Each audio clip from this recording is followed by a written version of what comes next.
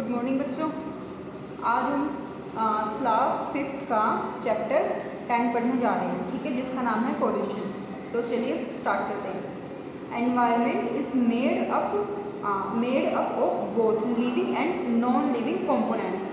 ठीक है, जो हमारा एनवायरनमेंट है या जो हमारी धरती है, इस पर दोनों ही तरह की चीज़ें पाई जाती हैं। तो लिविंग थिंग्स, दूसरा नॉन लिविंग थिंग्स, यानी कि एक चीज़ है तो वो जो सांस ले सकते हैं, खाना खा सकते हैं, चल फिर सकते हैं, दूसरी चीज़ें वो जो ये सब नहीं कर सकती। ठीक है, animals human beings and plant are living components of the environment are called the biotic components of the environment।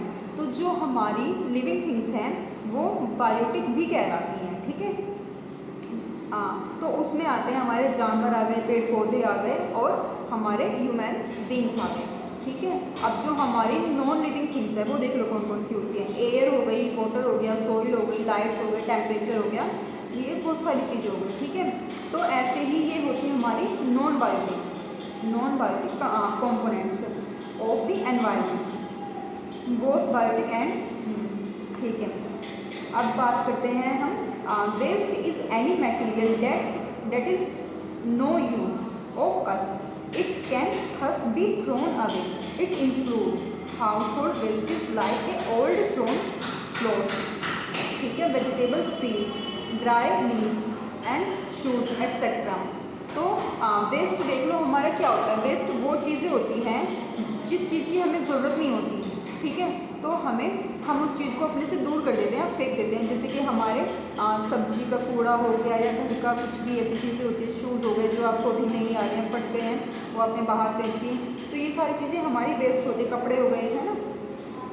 तो दुनिया में इतना सारा वेस्ट है कि बहुत ज़्यादा। ठीक है, उसको हमें रिड्यूस कैसे करना है या कम कैसे करना है। अब देखो, waste product create foul smell and cause of several disease. ठीक है, तो जो होता है, जो वेस्ट होता है, जो कूड़ा हम बाहर फेंकते हैं, उससे क्या होता है तो गंदी स्मेल आती है।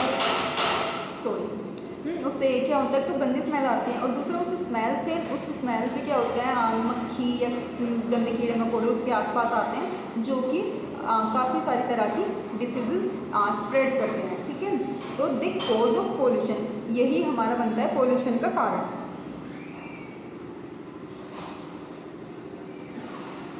अच्छा, अब देखो टाइप्स ऑफ वेस्ट कौन से हैं। तो हमारे वेस्ट कितने टाइप के होते हैं, सिर्फ दो ही तरह के वेस्ट होते हैं। एक तो होता है बायोडिग्रेडेबल, दूसरा होता है नॉन बायोडिग्रेडेबल। ठीक है, बायोडिग्रेडेबल वेस्ट वो होता है जो इजीली मिट्टी में मिल जाता है, जैसे कि हो गया हमारा क्लोथ्स हो गए, ठीक है, पेपर हो गया, वेजिटेबल्स पील्स हो गए, ये सारी चीज़ें जो कुछ टाइम बाद अगर हमने मिट्टी में फेंक दिए तो ये मिट्टी में मिल जाएंगी, कोई इशू नहीं आएगा इसमें। ठीक है ना, ख़त्म हो जाएंगे। और नॉन बायोडिग्रेडेबल वो वेस्ट होते हैं जो कभी भी साल, 1000 साल या लाखों साल तक मिट्टी में कभी मिलते नहीं, वो ऐसे के ऐसे ही रहते हैं।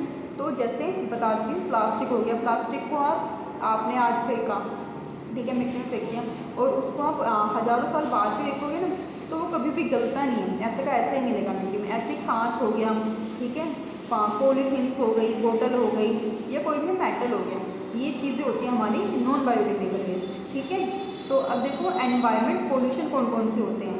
तो एनवायरनमेंट पोल्यूशन के हमारे 5 टाइप्स हैं। नंबर 1 है सॉइल पोल्यूशन होता है, 2 होता है एयर पोल्यूशन, नंबर 3 है water pollution and noise pollution and thermal pollution. तो हम बात करते हैं सॉइल पोल्यूशन होता क्या है। तो सॉइल पोल्यूशन वो चीज़ें होती हैं जो हमारी मिट्टी को ख़राब करती है, उसे बोलते हैं सॉइल पोल्यूशन। तो देखो, good soil is necessary for the good growth of the crops, it gets the polluted various pollution, building material, plastic wastage and can industrial waste and the destroying fertilizer of the soil. These wastes make the soil unfit and cultivation। तो क्या होता है, जो चीज़ें हमारी मिट्टी को polluted करती है, ख़राब करती हैं, वही होता है सॉइल पोल्यूशन। ठीक है, जैसे कि फैक्ट्री से जो धुआं आता है वो हवा के कारण मिट्टी में मिलता है, या उसमें से फैक्ट्रियों में से जो भी कोई पानी आता है, गंदा पानी, ठीक है, या पेड़ों को काट दिया जाता है। तो ये सारी चीज़ें होती हैं मिट्टी को पोल्यूटेड करने वाली। ठीक है, बिल्डिंग का मटेरियल हो गया, ये इससे क्या होता है, हम ना अच्छे से मिट्टी में कोई क्रॉप नहीं उगा पाएंगे। ठीक है। अगर खेती बाड़ी नहीं होगी, क्रॉप्स नहीं उगेगी, तो फिर फूड की स्टोरेज आ जाएगी, ठीक है, फूड की कमी पड़ जाएगी। तो bad effect of the soil pollution, इसके बैड इफेक्ट देख लेते हैं एक बार।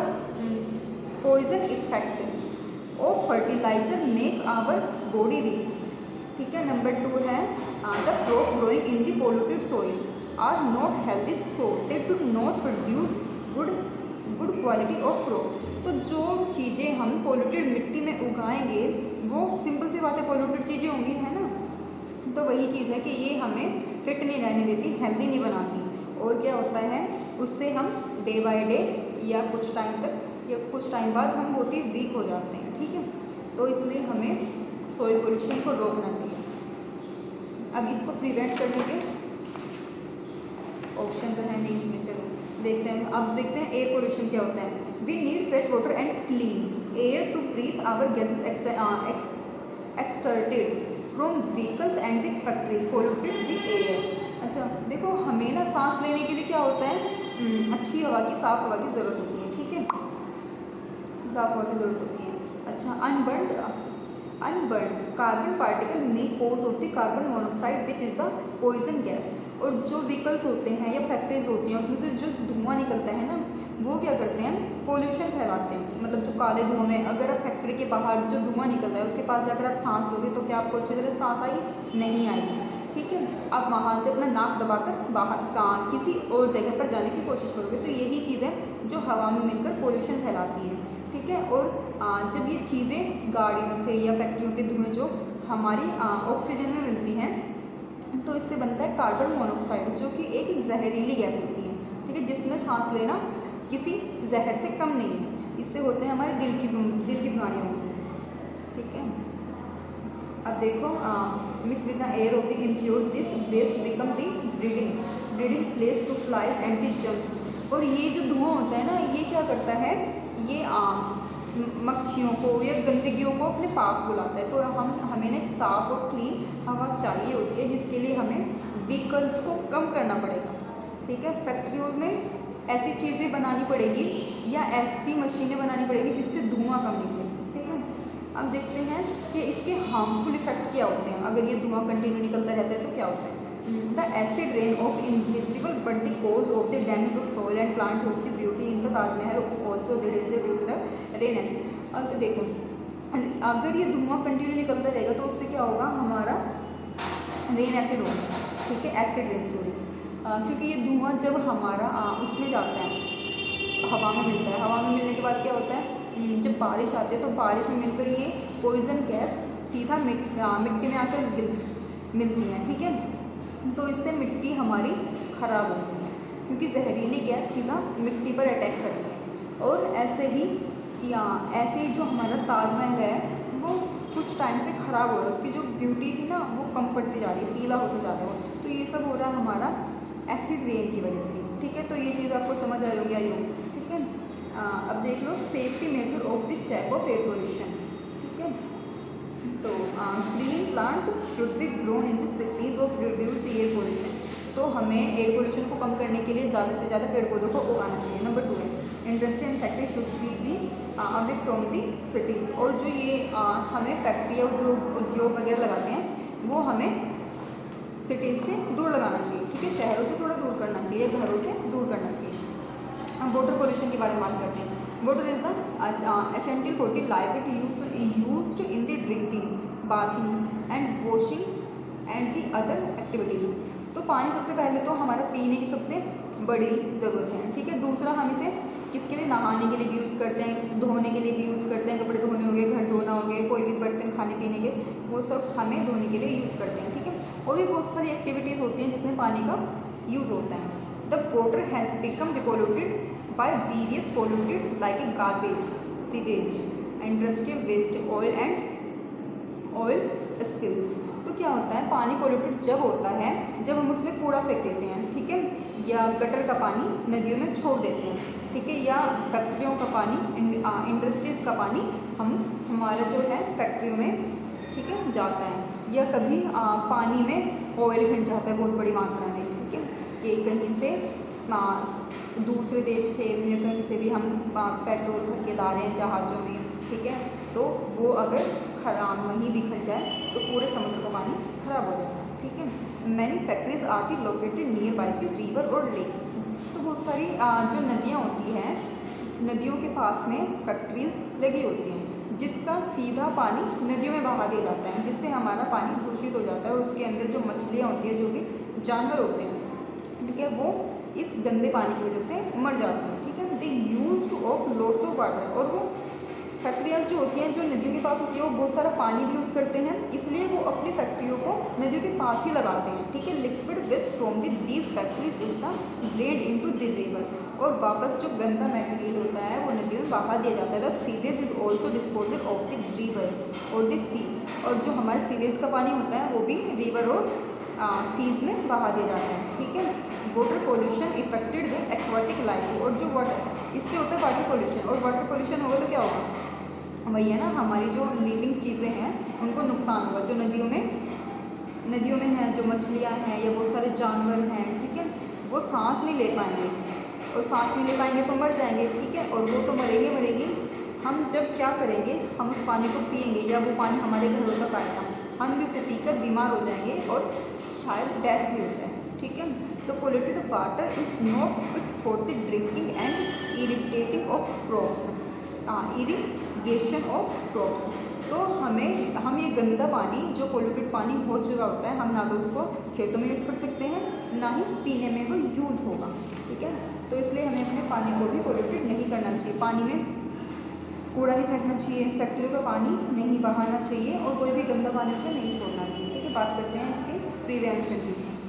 तो garbage should be not be thrown of the water bodies, वही चीज़ है जो मैंने आपको अभी बताई है कि पानी में गंदी चीज़ें नहीं फेंकनी चाहिए, कूड़ा करकट नहीं फेंकनी चाहिए, ठीक है। बाथिंग होती है animal should be stock in the river, और अपने जानवरों को हमें रिवर्स में नहीं नहलाना चाहिए। Waste of the house and worship statues should be not thrown in the river, और जो हम ये पूजा करने के बाद जो खंडित मूर्तियाँ हो जाती है, ये सब होता है ना, उनको भी आपको नदियों में या सागरों महासागरों में नहीं फेंकना चाहिए, ठीक है। नॉइज़ पोल्यूशन की बात करते हैं, बस 5 मिनट। नॉइज़ पोल्यूशन की बात करते हैं। Loud noise of the vehicles, horn, loud speaker, machine, jet planes, TV, radio और bands etcetera cause of noise pollution. तो ये जो होते हैं ना, हमारे जो बहुत ज़्यादा शोर होता है, जो शोर हमें पसंद नहीं आता, वही होता है हमारा नॉइज़ पोल्यूशन। जैसे कि बहुत तेज़ उसमें म्यूज़िक में बैंड बज गया, टीवी की बहुत तेज़ आवाज़ कर ली, गाने बहुत स्पीड बहुत लाउडली आप चला रहे हो, ठीक है, ये प्लेन्स की आवाज़ हो गई, ठीक है। ये सारी चीज़ें क्या करती हैं, मशीनों की आवाज़ जो है हमारे कानों को इफ़ेक्ट करती है। अगर हम इसको ज़्यादा देर तक या ज़्यादा टाइम तक सुनते हैं ना, तो हम इससे बहरे भी हो सकते हैं, ठीक है। तो तेज़ आवाज़ में हमें कुछ नहीं सुनना चाहिए, यही होता है noise pollution. Pleasant and the very harmful noise pollution cause the deafness, irritation and the hypertension. तो इससे क्या होता है, नॉइज़ पोल्यूशन से हमें बहरापन हो जाएगा और इरिटेशन भी होने लगती है, ठीक है, चिड़चिड़ाहट होने लगती है और हमारा बीपी हाई भी हो जाता है, ठीक है। तो इसको प्रिवेंट करने के वो देख लेते हैं। Use of big generator should be the reduce, हमें कभी भी क्या नहीं करना चाहिए, बड़े जनरेटर का यूज़ नहीं करना चाहिए। Public loud speaker should be ban, जो पब्लिक लाउड स्पीकर होते हैं उनको बैन करा देना चाहिए, ठीक है। Factory should be the situated away from the cities, factory वगैरह जो होती हैं वो सिटीज़ से दूर लगानी चाहिए, जिससे कि उसकी आवाज़ें घरों तक ना आए जहाँ पर भी रहते हैं, ठीक है। The volume of the radio and music system should be kept low, जब भी आप कोई भी गाना या टीवी वगैरह सुनते हो उसकी वॉल्यूम हमेशा लो रखो, ठीक है। The vehicles should be not allowed the horn too much, और व्हीकल्स जब भी आप यूज़ करते हो तो उसका कंटिन्यू हॉर्न मत बजाओ, जिससे दूसरे लोग को प्रॉब्लम भी हो सकती है, ठीक है। तो एक और देख लेते हैं लास्ट, हमारा थर्मल पोल्यूशन क्या है। The heated gas and the smoke increase the temperature of the atmosphere, gases release from the factories and the vehicle are the main causes of the thermal pollution. Thermal pollution वो होता है जिससे हमारे biosphere को नुकसान होता है, यानी कि जब हम कोई भी गर्म चीज़ें, फैक्ट्री को जो धुआं होता है वो कंटिन्यू हमारी हवा में मिलता रहेगा, तो जो ओजोन लेयर है ना उस पर इफेक्ट होता है, उसमें काफ़ी सारे छेद हो गए हैं, ठीक है, इसी वजह से। तो कभी भी आपको ना जो गर्म पानी होता है या कुछ भी कोई गर्म ऐसी चीज़ें तुरंत बाहर नहीं फेंकनी चाहिए, जो कि सीधी भाप बनकर बादलों में चली जाए, ठीक है, ऐसी चीज़ हार्मफुल होती है। और अगर आपको ऐसी चीज़ें फेंकनी है तो उसे थोड़ा ठंडा करने के बाद आप उसे बाहर फेंक सकते हो, ठीक है, जिससे कि हमारा पोल्यूशन नहीं होगा, इससे हमारा थर्मल पोल्यूशन होता है अदरवाइज, ठीक है। More trees should be the planted because the absorb carbon dioxide four, ठीक है, हमें ज़्यादा से ज़्यादा पेड़ पौधे लगाने चाहिए थर्मल पोल्यूशन को रोकने के लिए, जिससे कि वो हमारा कार्बन डाइऑक्साइड को एब्जॉर्ब कर ले, सोख ले, ठीक है। The heated gas and water should be cooled before the releasing into the environment. वही बात है सेम जो मैंने आपको बताई, जब भी आप कुछ बाहर गर्म पानी या कुछ भी गर्म चीज़ें फेंकते हो बहुत ज़्यादा मात्रा में, तो उसको डायरेक्ट नहीं फेंकना चाहिए, उसको ठंडा करके आपको फेंकना चाहिए। तो ये चैप्टर हमारा कंप्लीट होता है, क्वेश्चन आंसर आपको कल मिल जाएंगे, ठीक है। चलिए, कोरोना का टाइम चल रहा है, ध्यान रखिए अपना, बाय, टेक केयर।